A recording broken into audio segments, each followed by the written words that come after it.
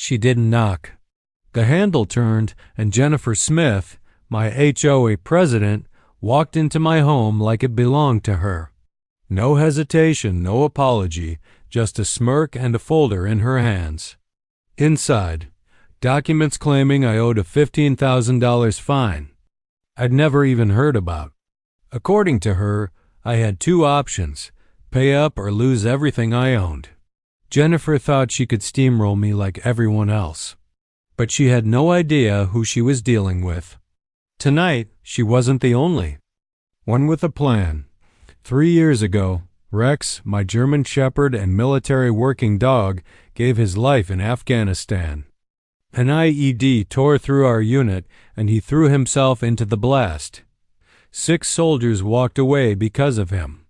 I brought him home under a folded flag, and with shaking hands, I buried him beneath the oak tree in my backyard. My private ceremony, my final promise. Now Jennifer Smith stood in my driveway waving HOA paperwork at Rex's grave. Unauthorized pet burial, she said coldly. Health code violation. Pay $15,000 or we start excavation tomorrow. Hearing those words felt like being back in the blast zone. Something inside me, the part that barely held together since the war, cracked wide open. This wasn't about neighborhood rules. This was an attack. And Jennifer had declared war. For 3 years, I believed this quiet neighborhood meant safety, a place Rex could rest and I could finally heal. I was wrong. Jennifer's grin reminded me of corrupt officials overseas, smiling to your face while plotting your downfall. Her blazer screamed corporate arrogance, her hair pulled back so tightly it looked ready to snap. She came armed with legal weapons, and I was standing there in a coffee-stained shirt, blindsided. "Ma'am, that's my partner you're talking about," I told her, my voice shaking. "That dog died serving this country." The sheriff's deputy at her side shifted uncomfortably, his eyes darting away. A veteran, maybe. He looked like he'd rather be anywhere else. But Jennifer? She lit up like she was savoring this. "Oh, I researched your service, Mr. Murphy, very thoroughly," she said, her words dripping with menace. My stomach turned. How would a suburban HOA president even access classified military records? And why? The papers she handed me were all legitimate. Foreclosure petitions, health department complaints, court approvals. Judge Patricia Anderson's signature stamped across half the pages. 6 months of filings while I was away updating my records. She'd been watching, waiting, building a case like some stalker with a clipboard. Unauthorized burial. Unpermitted security cameras. Running a business without a license. Everything that made my house feel like home was now evidence against me. 72 hours. Jennifer said, glancing at her watch like she was timing a detonation. Pay in full, or the county proceeds with excavation and foreclosure. It's already approved.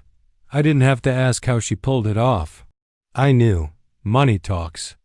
And Jennifer Smith clearly had influence in all the right places. The deputy shoved more papers into my hand, restraining orders, summons, legal jargon that blurred together as my pulse hammered. Each stamped page felt like another nail in my coffin. What cut deepest was her joy. She wasn't pretending this was about health codes. She was gleeful, practically bouncing. "This may seem harsh," she said sweetly, "but we have to protect property values. I'm sure you understand." The way she said "veteran" felt like she was calling me diseased, unfit for her perfect little community. And the way she kept staring at Rex's grave marker made me sick. She wasn't just seeing a headstone. She was picturing landscaping. I tried once more. "Ma'am, Rex saved 6 soldiers' lives. He's buried with honors. Surely there's another way." Her smile spread wider, but there was no warmth behind it. "Oh, I'm very good at working things out, Mr. Murphy," she said, her fake sweetness sharp as broken glass. Even the deputy muttered about heading back to patrol, desperate to escape her poison. Smart man. After they left, I sat on my porch, staring at Rex's brass marker. Rex, military working dog, died protecting his pack. 3 days. That's all I had to find money I didn't have, or watch strangers desecrate the grave of the priv. Best soldier I ever knew, but what haunted me wasn't just the fine. It was the manila folder clutched in Jennifer's arms as she walked away, my military service number written on the tab. Information no civilian should have. And behind that, more folders, more names. Who else was she targeting? I called the only lawyer I could afford, Robert, the guy whose face was plastered on bus benches. He sighed over the phone. 6 months minimum to fight this. $8,000. Just for an injunction. And that's if everything goes perfect. $8,000 to buy time I didn't have. The whole thing reeked of a setup, but I couldn't find the angle. Why would an HOA president come after a broken-down veteran? And his dead dog? My cybersecurity consulting barely covered bills. Legal fees like that might as well have been a new car. As the sun dipped behind the oak tree, I found myself talking to Rex again, like I used to on the long nights overseas. What do you think, boy? She's boxed us in. Legal system's rigged. 3 days left. If he were alive, Rex would have gone for her ankle without hesitation. That dog always knew how to judge character better than me. I thought this neighborhood was safe.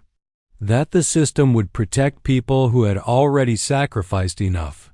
Turns out I was wrong. Dead wrong. When Jennifer left, I noticed it again. That thick folder marked with my service number. That wasn't HOA business. That was personal. Which meant only one thing. Reconnaissance. Midnight found me outside the HOA office, crouched in the shadows like I was back overseas. The building looked harmless enough.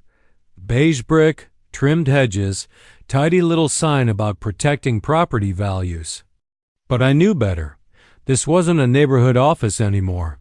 It was enemy ground. Stay tuned. Because Jennifer Smith may think she's in control, but this battle has only just begun. And if you've ever been crushed by HOA power games, hit that subscribe button to listen HOA stories, where we expose the dark side of neighborhood politics. I see it clearly now. This isn't just an office. It's enemy headquarters. And somewhere inside these beige walls lies the truth that could save Rex's grave. A security light sweeps the lot every 30 seconds. Cheap motion sensor. Jennifer clearly doesn't expect anyone to come digging for her secrets this late at night. The irony stings. Here I am, about to break into the very institution that claims to protect homeowners. The back door's lock is ancient, older than my boots from deployment. After 3 tours dealing with hostile compounds, a deadbolt like this is practically an invitation. Less than 2 minutes later, I'm inside. The place reeks of carpet cleaner mixed with something stale, like broken promises. The corridor is sterile, lifeless. And at the far end, Jennifer Smith's office, naturally the largest one. Her name glinting from a brass plate that probably cost more than my month's groceries. The door isn't even locked. That's the arrogance of petty tyrants. They never think the people they crush will strike back. Then everything shifts. Footsteps echo in the hallway, and a flashlight beam slices the darkness. For a split second, I imagined tomorrow's headline: Unstable veteran caught breaking into HOA office. My pulse spikes. But then the voice calls out, and it freezes. Me? Logan Murphy? What the hell are you doing here? Mike Clark steps into the doorway, and my heart slams against my ribs. Mike, my brother-in-arms from Kandahar, the man who dragged me out of firefights more than once. Now wearing a police uniform, staring at me like I've lost my mind. Maybe I have. But of all people to walk in, it had to be him. Mike. Thank God it's you, I whisper, my voice cracking more than I'd like. I need to know what Jennifer Smith has on me. She's got files, classified stuff, and she's threatening to dig up Rex's grave. Mike holsters his weapon, closes the office door. That simple action tells me everything. His loyalty is still to me. Breaking into buildings, Logan? This is how you're handling things now? He mutters. But he's not calling for backup. Not cuffing me. That's enough. He's always been the measured one, the thinker. Probably why he made detective while I scrape by freelancing cybersecurity from my kitchen table. Success takes different forms. Help me check her files. Tell him, already rifling through Jennifer's desk. This foreclosure doesn't add up. Mike exhales like a man walking into regret, then kneels at the filing cabinet. I could lose my badge for this, he grumbles, even as his hands dig through case folders. Classic Mike complains. Non-stop, but always has your back when it matters. We search in silence, phones casting pale light. The muscle memory is instant. Two veterans moving in sync just like overseas. And then Mike freezes. Logan, look at this. He's holding a thick binder labeled Veterans Project. Multiple tabs, each one marked with a name. Inside, profiles of veteran homeowners across the neighborhood. Deployment schedules, PTSD diagnoses, bank records, marital problems. Everything Jennifer would need to strike when they were most vulnerable. There's Williams, currently deployed to Syria. Patterson, fresh divorce papers. Thompson, behind on his mortgage. All veterans. All targets. The realization hits hard. This isn't random harassment. It's a campaign. A systematic operation to strip veterans of their homes. Mike flips page after page, his face pale. How the hell does she have access to this? Medical records? Service files? This stuff's classified. We both know the truth. Money bought her access. Corruption opened doors. Jennifer's thoroughness is terrifying. Deployment dates, counseling sessions, family contacts, all cataloged with clinical precision. She studied us like prey. Then the shriek of an alarm shatters the silence. We lock eyes, instincts firing like we're back in combat. Motion sensors, Mike mutters. And cameras. She's probably watching us right now. The police radio at his hip crackles. Dispatch reporting a break-in at the HOA office. My stomach clenches. But Mike keys the mic, his voice calm, professional. This is Clark. On site. False alarm. Probably a cat. Everything secure. The dispatcher buys it. But I can see the weight of what Mike just did settle on his face.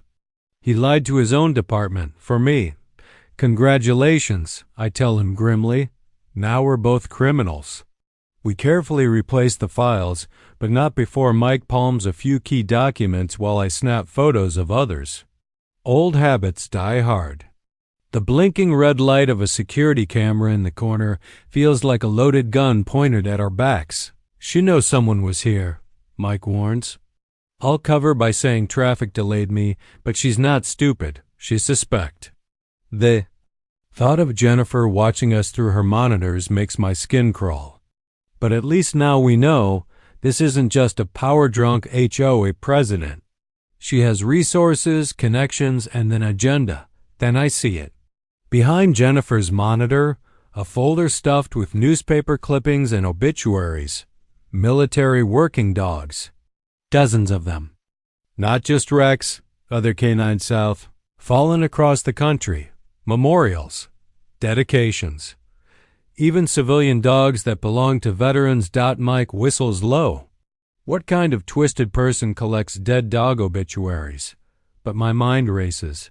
Why keep this? Why? Track them? One clipping stands out, a Rex killed by an IED in Afghanistan. But it isn't my Rex. A different dog. Same name. We slip out the back, hearts pounding. One thing is clear. Jennifer Smith isn't just power hungry. She's organized, she's deliberate, and she's targeting veterans one by one.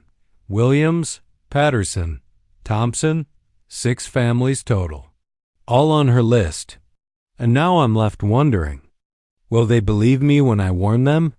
Or will they think the war finally broke what's left of my mind? Stay with me, because this battle is far from over. And if you've ever seen the ugly truth behind HOA power, don't forget to follow Listen HOA Stories, the only place where these hidden wars get exposed. Williams answers the door like he's already bracing for trouble. His eyes carry that bone-deep exhaustion only men who've been worn down by bureaucratic battles know too well. Logan Murphy, Oak Street, I say. He doesn't waste time. Been getting harassment from that. Oh, a witch too. What's your angle? Straight shooter. I like that.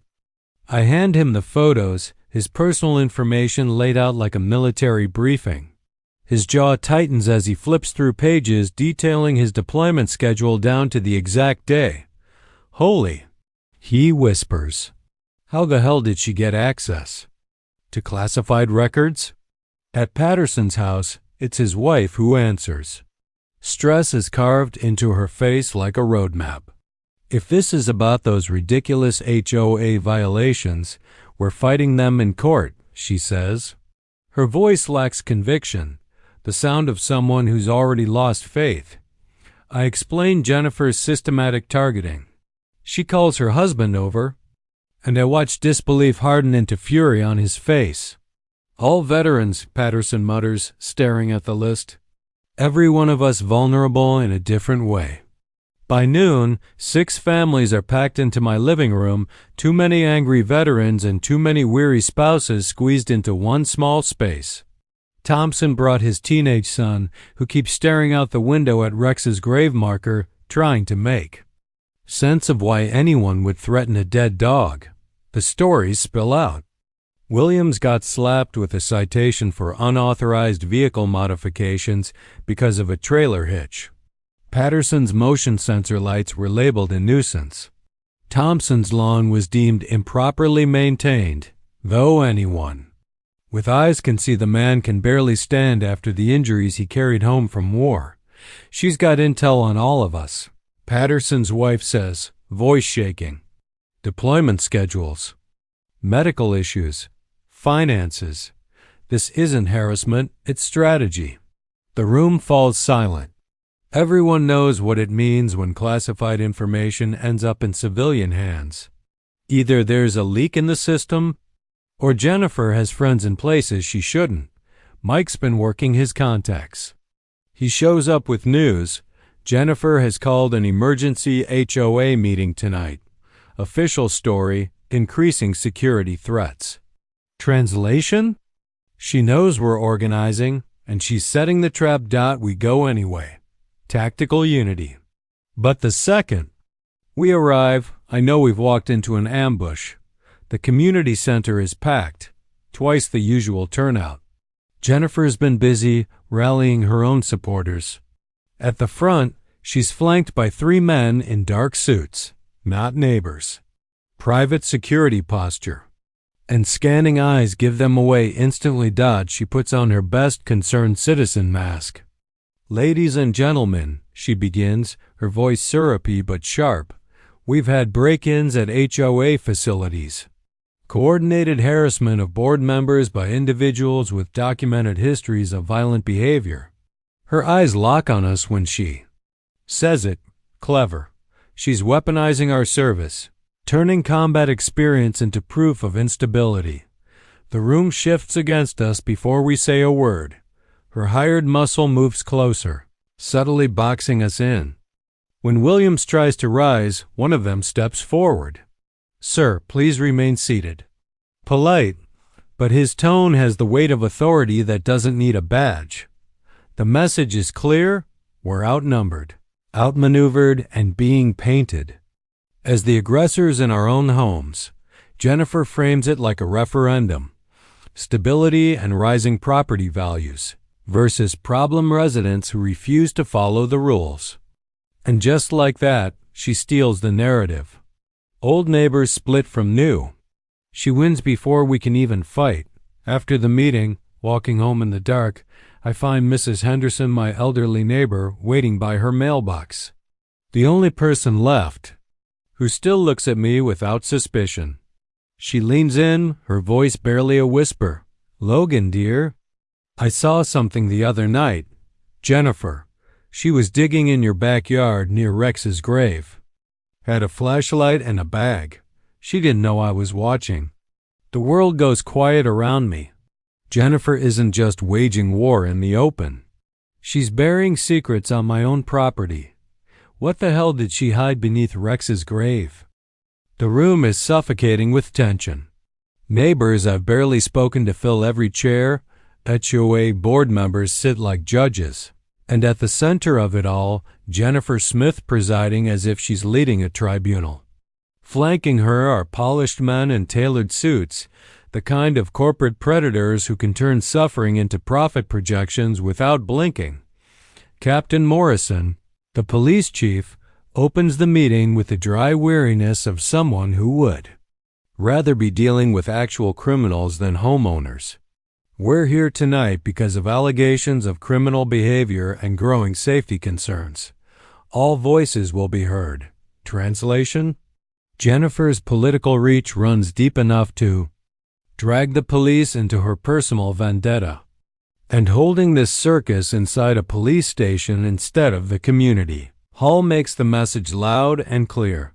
We're the ones under suspicion. Jennifer rises first, naturally.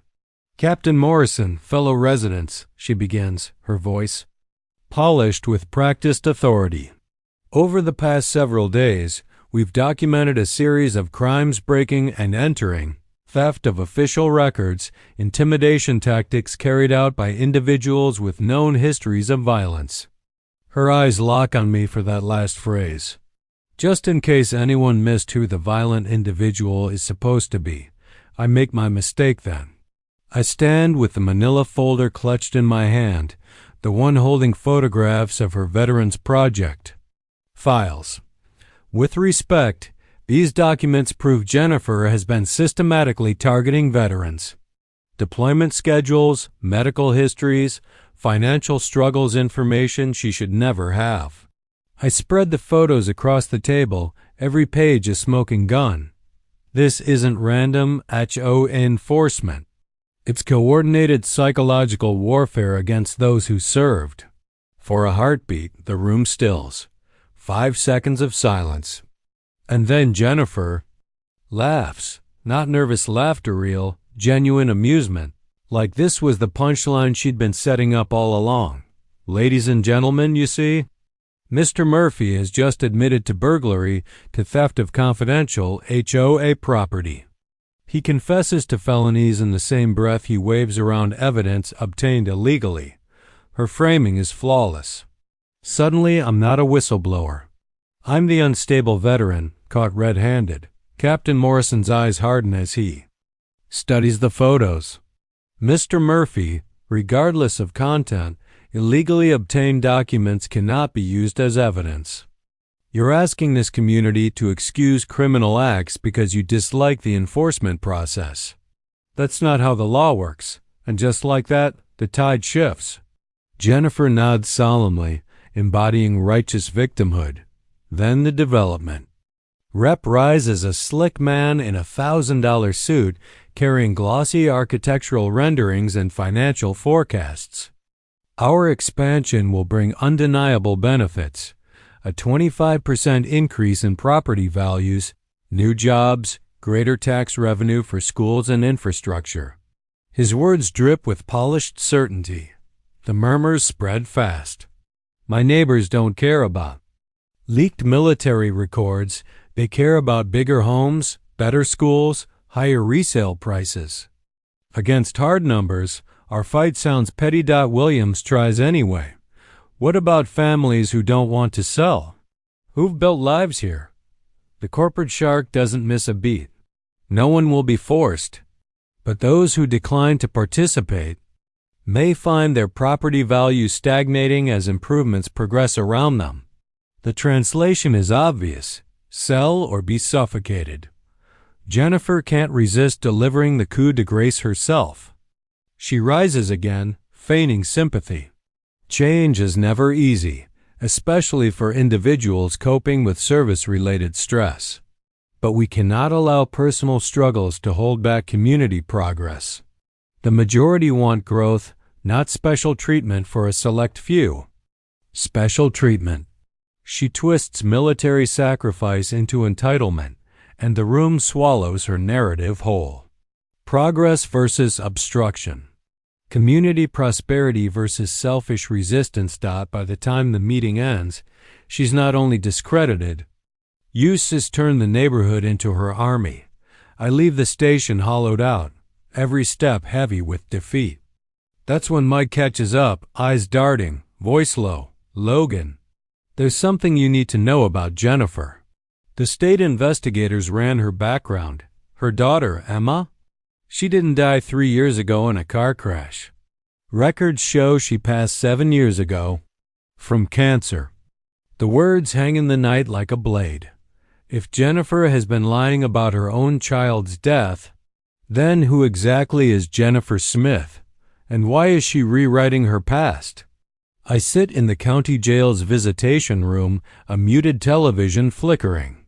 Behind reinforced glass. The lead story makes my stomach twist. Local veteran arrested on burglary and harassment charges tied to an HOA conflict. They splash my old military ID photo across the screen, the one from a decade ago where I still looked like I believed in the future.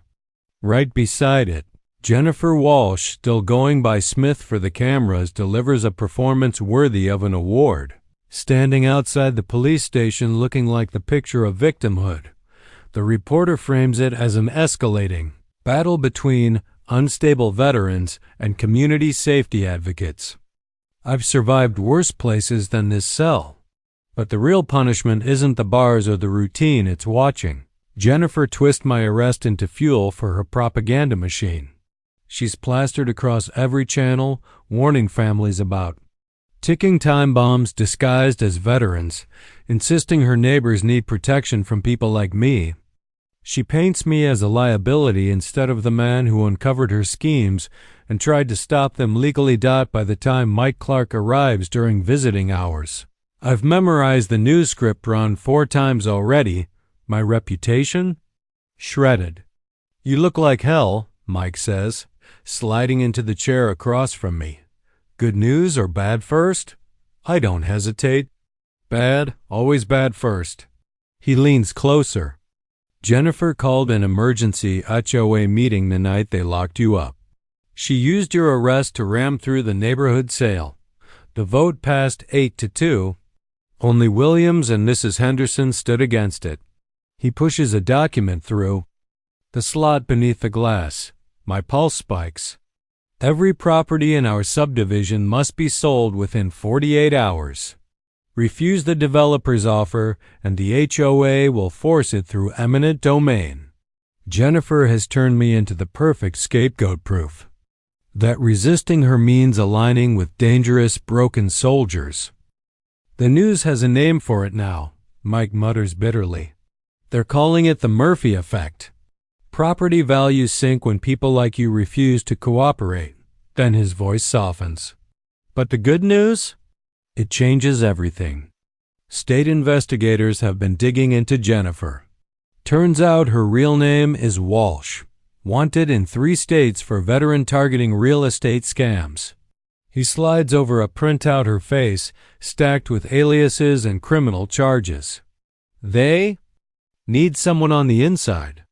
Someone who knows her methods, who's been keeping receipts. The unspoken truth hangs heavy. They want me. My notes, my photos, my recordings. Suddenly, it all matters. The bail hearing comes faster than I dreamed. Jennifer shows up with her lawyer, confident I'll be caged until the sale is sealed. But when Mike testifies about the state and federal investigations and my role in them, the judge sees me differently. Bail is set at $5,000. Defendant released pending further review. Stepping out of that courthouse is like surfacing from a deep cave. The sunlight feels wrong, though, because everywhere I look, Jennifer's lies have taken root. The paper screams, veteran extremist freed despite community safety concerns. Neighbors give interviews saying they're relieved the sale will push problem elements out. Mike drives me home, laying out the next steps. They need current evidence, not just her history. Your recordings, your photos, the way she targets veterans, it could bury her for good. For the first time in weeks, I feel like the tide might turn, until we pull into my driveway. The sight rips the air from my chest.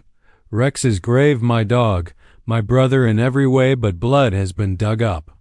Not vandalized, excavated. The soil is carefully turned, the brass marker neatly set aside. His remains are gone. This isn't Jennifer, I whisper, knees buckling beside the hollow earth. Her crew would have staged it, made sure the cameras caught it. Mike crouches, eyes scanning like the cop he is. The digging is precise, surgical. Marks from metal detectors. Filled in probe holes. Even my house shows signs of entry subtle, professional, bypassing alarms. Whoever did this wasn't here to desecrate. They were searching. And they knew exactly where to look. Jennifer's fraud is only the surface. Something larger, darker, and far more dangerous has entered the game. And now, they violated the only sacred ground I had left. The 48-hour clock ticks louder. My community thinks I'm the threat. Jennifer still controls the narrative. And somewhere, professionals with resources I can't match are hunting for something I didn't even know existed buried in my own backyard. And me. I've got no choice but to keep fighting. This isn't just an HOA war anymore. It's something much bigger. Someone else dug up Reex's grave, searching for something buried with him. That was the breaking point. It was no longer about defense. It was time to strike back. Jennifer Walsh, whether she called herself Smith or another alias, made her biggest tactical mistake yet. By forcing a 48-hour deadline on the entire neighborhood, she thought she'd cornered us. But pressure cuts both ways. Mike and I had her files, including a complete list of every veteran family she targeted. That gave us less than 2 days to mount a counterattack. Williams picked up on the first ring, his voice tight with worry. "Logan, thank God you're out. People are losing their minds. Some want to take the bailout, others are talking about barricading themselves in." I could hear chaos in the background, his wife arguing with a neighbor, probably over whether to cash out or resist. "Williams, listen carefully," I told him. "We can stop this. But it only works if every family files at the same time." The plan was simple but devastating. If every veteran household filed fraud and harassment countersuits simultaneously, the legal system would choke on the backlog. No transfers, no bailouts, no eminent domain. Jennifer's 48-hour timeline would collapse under the weight of the courts. "You're talking about suing the HOA?" Williams asked. "Most of us can't even afford lawyers." "That's why the state investigators are here," I said. "They'll provide legal support for families willing to back the federal case." Patterson was harder to convince. His voice carried the exhaustion of a man whose family was ready to run. "Logan, my wife wants out." "She doesn't want to spend months in court." I leaned on the truth. "Patterson, if she wins here, should just do it again somewhere else, another veteran community, another set of families robbed blind.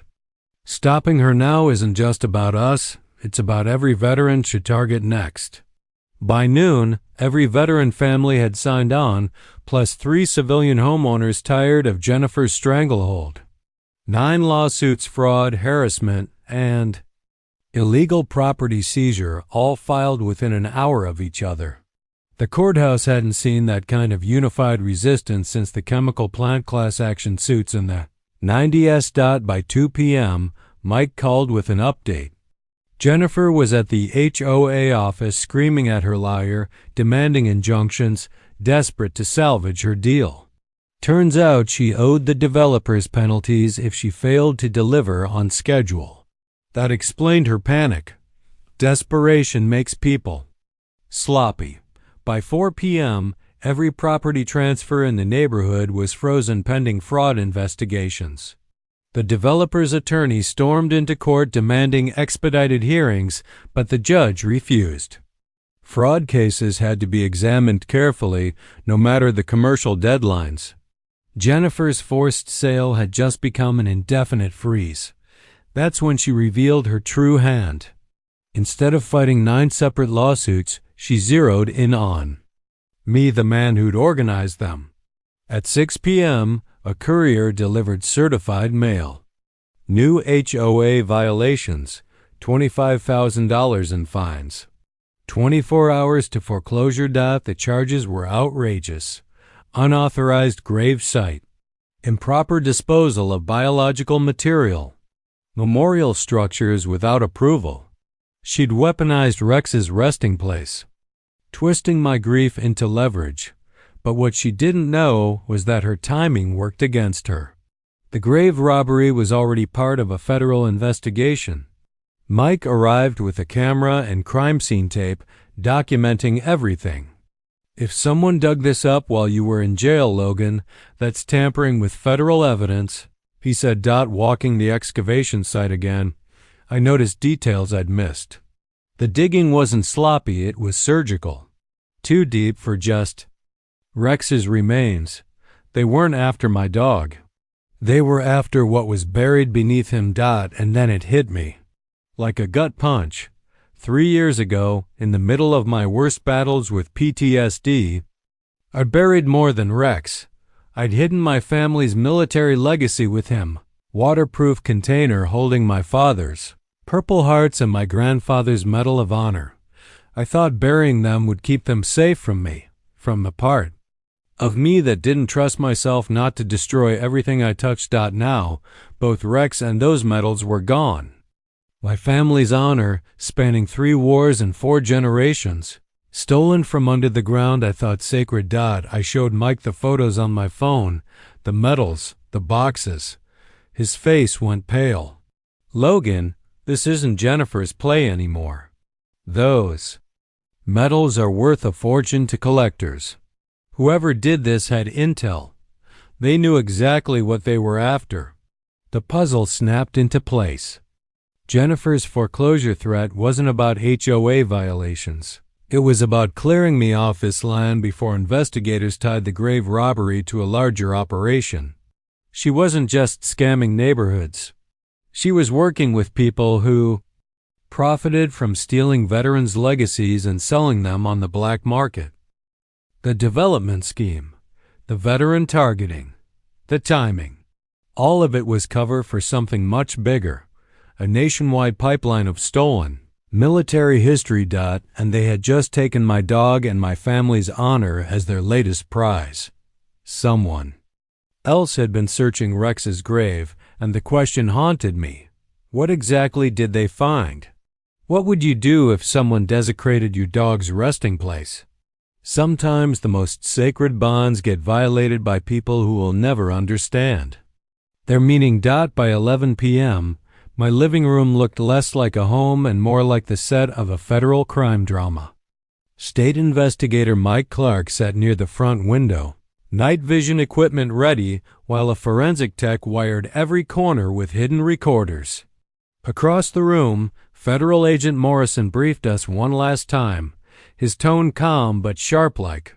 Someone who'd run sting operations 100 times before, Jennifer Smith, Walsh, whatever name she used, was running out of time. Her panic made her predictable. They knew she'd come tonight. She's been circling the block for 20 minutes. Mike whispered, eyes on the thermal scope, checking windows, making sure you're gone. The irony was delicious. The harder she tried to stay unseen, the deeper she walked into the trap. The feds had been tailing her all day, cataloging her trespasses, her planted evidence, her civil rights violations. Tonight would be the finale. The plan was airtight. Jennifer would enter with the HOA's master key, thinking she'd find my house empty. She'd plant evidence, chemical containers, fake health hazards to justify foreclosure at tomorrow's hearing. Instead, she'd walk straight into a living room wallpapered with her own crimes. Every fraudulent deal, every targeted veteran family, even her link to the theft of my father's medals, all displayed on boards like exhibits in a trial she couldn't escape. At midnight, the radio crackled. Subject approaching on foot. Large bag, flashlight, gloves. Through the blinds, I caught her silhouette gliding toward the back door. She fumbled with the lock, muttering under her breath when the key stuck. "Come on, damn it," she hissed, annoyed the master key didn't work as smoothly as usual. That was the point. We'd swap the lock to force her into using it, undeniable. Evidence of illegal entry. The door creaked open. Jennifer stepped inside, rehearsing her story aloud. Claims of dangerous substances, safety violations, grounds for immediate seizure. Then she turned the corner and froze. Her eyes landed on the sight of federal agents calmly seated around my coffee table, stacks of evidence glinting under the lamp. Mike sat in uniform, jotting notes like it was official testimony. I leaned back in my chair, waiting. Her expression morphed in seconds: confidence, confusion, then pure horror. The woman who had ruled this neighborhood with an iron fist suddenly looked like prey caught in the open. "Good evening, Miss Walsh," Agent Morrison said, stressing her real name. "We've been expecting you. Drop the bag. Hands where we can see them." Her mouth opened, then shut again. For the first time, she was speechless. Mike stepped forward, cuffs in hand. "Jennifer Walsh, you're under arrest for conspiracy, fraud, civil rights violations, illegal entry, and evidence tampering. Charges spanning multiple states." But instead of panic, Jennifer gave a sharp, bitter laugh. "You really think you know the whole game?" she sneered, locking eyes with me. "You don't even understand why your dog's grave mattered." "Agent." Morrison didn't blink. "We know about the artifact ring. We know about the veteran families you targeted. And we know your daughter Emma died 7 years ago from cancer, not in a car accident 3 years back." That silenced her. The smirk faltered. The feds had dug deeper than even she imagined. Her HOA scams were never random, they were reconnaissance for theft. She'd been feeding collectors intel on grieving military families, setting up access to homes hiding priceless memorabilia. Rex's grave wasn't desecrated out of cruelty. It was a treasure map. As agents let her out, she turned back, that cold smile flickering once more. "Logan, you might have saved your house, but you'll never get back what was buried with your dog." She was wrong about one thing. Veterans don't abandon their own living or dead. The search of her bag turned up drugs, weapons, and props for framing me. But nestled among the junk was something else. Something that made every agent in the room stop cold. When investigators searched Jennifer's car, they uncovered a small jewelry box. Inside was a child's hospital bracelet. Emma Smith, age 9, pediatric oncology.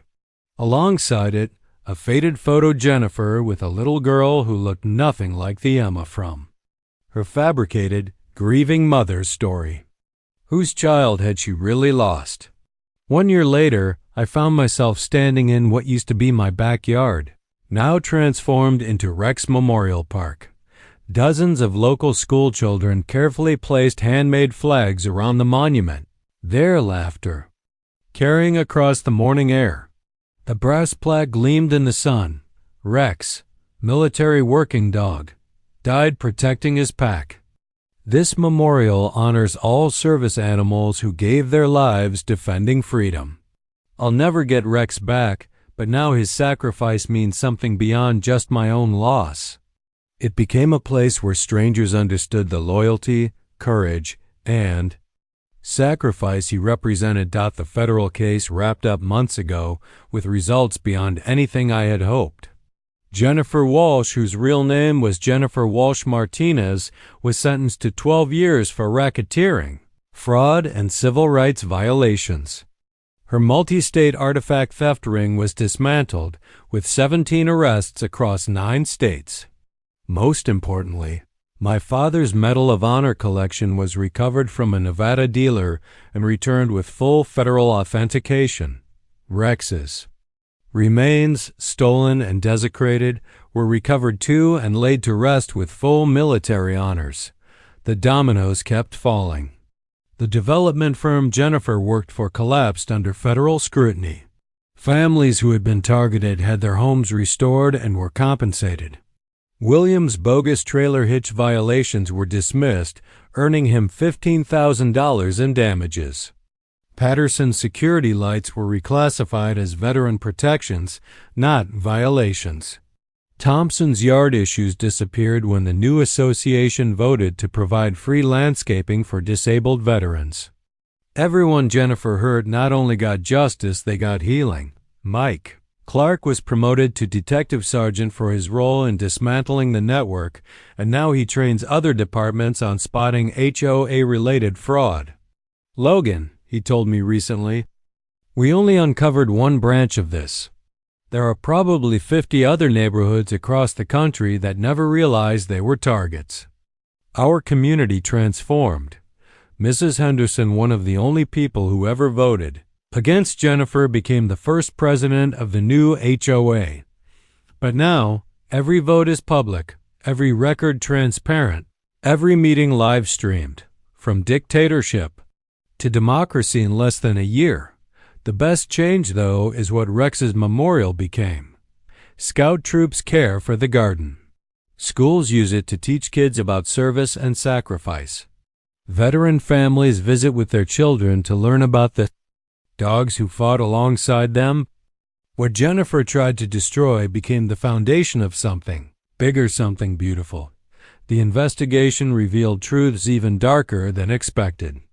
Emma had indeed died of cancer 7 years ago, but she wasn't Jennifer's biological daughter. She was Jennifer's niece. Jennifer had become her guardian after her sister's death, burning through her savings on treatments that ultimately failed. Losing Emma left her grief-stricken, financially ruined, and desperate. That desperation warped into fraud, manipulation, and eventually an interstate criminal empire. 3 months ago, I got a letter from Jennifer in prison. It read, "Logan, you think you won. But I showed you what it feels like to lose everything. That pain when you thought Rex was gone forever, that hollow feeling, that's what I've lived with for 7 years. Maybe now you understand why I did what I did. Some wounds never heal. They just teach us that other people deserve to hurt too." For the first time, I didn't feel anger reading her words. I felt pity. Her grief didn't excuse her cruelty, but it explained how someone could twist pain into a weapon. She chose to spread suffering instead of healing. That was her downfall. Her letter reminded me of something important. I didn't lose Rex forever. His memory lives on in the flags placed by children and the lessons taught here, in the strength this community gained through his story. During the dedication ceremony, Mike, now in dress uniform, presented a folded flag to Mrs. Patterson, whose husband had just deployed to Afghanistan. It's a tradition now. Every time someone from the neighborhood deploys, Rex's memorial becomes the gathering place for gratitude and honor. The kids who once feared me, poisoned by Jennifer's lies, now run up to ask about Rex and the dogs who serve. Watching them, I realized Jennifer's letter got one thing wrong. Pain doesn't mean others deserve to hurt. Pain teaches us to protect others from experiencing the same loss. That's what Rex did in Afghanistan. That's what this memorial does here. That's what this investigation accomplished for families across the country.